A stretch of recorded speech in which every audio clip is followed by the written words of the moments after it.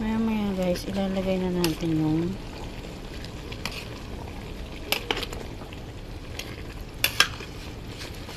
sotanghon. Ha? And guys, nag-absorb na siya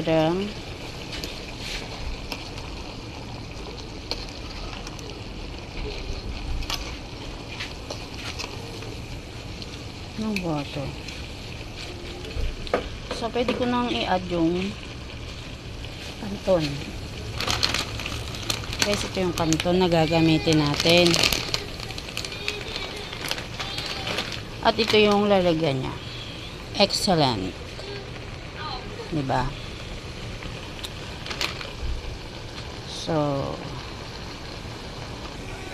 guys, nilagay ko na nga pala yung kanton.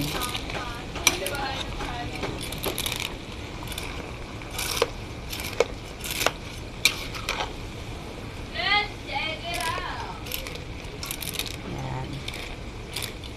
Lubog lang natin siya.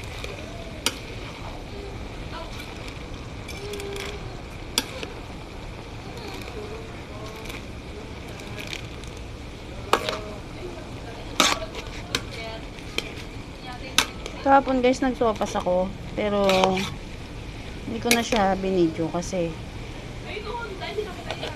wala akong kasama. Anyway, ngayon wala rin akong kasama maghawak ng cellphone. Pero, kaya naman. Lakas kasi lalo din ang ulan kahapon eh. See guys.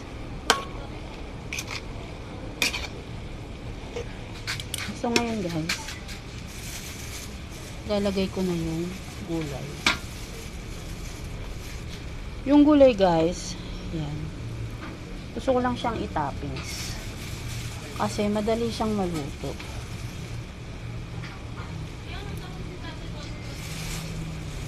Madali siyang maluto. So,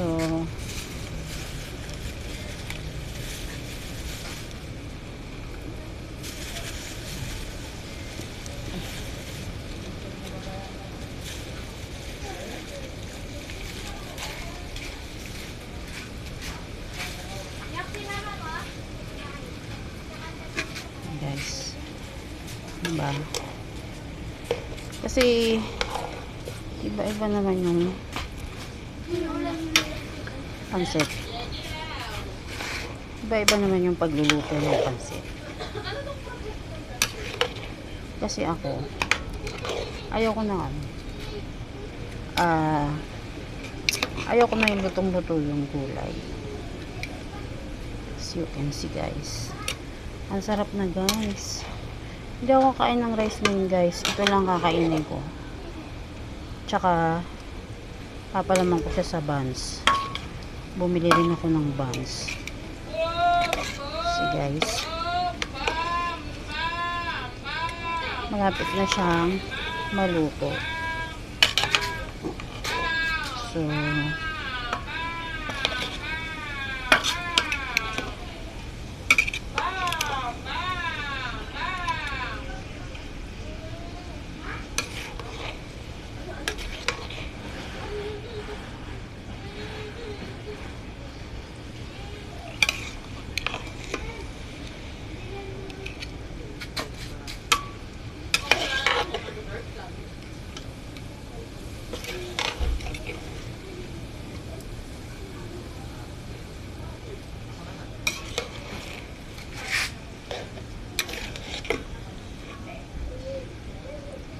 can see guys, tignan mo yung gulay guys, sa init lang siya, luto na siya.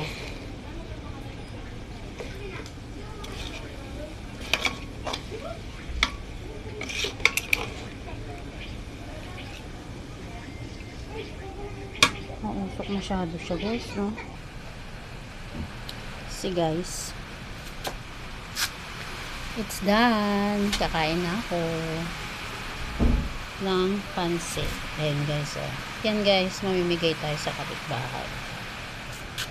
So, simpleng pansit lang yan guys, ha. Kasi, hindi naman natin sa katulad ko, hindi ko afford yung talagang complete na Ricardo. Kung makalaos ka lang sa araw-araw, sapat na, diba? So, bye! Sana nagustuhan nyo yung video ko.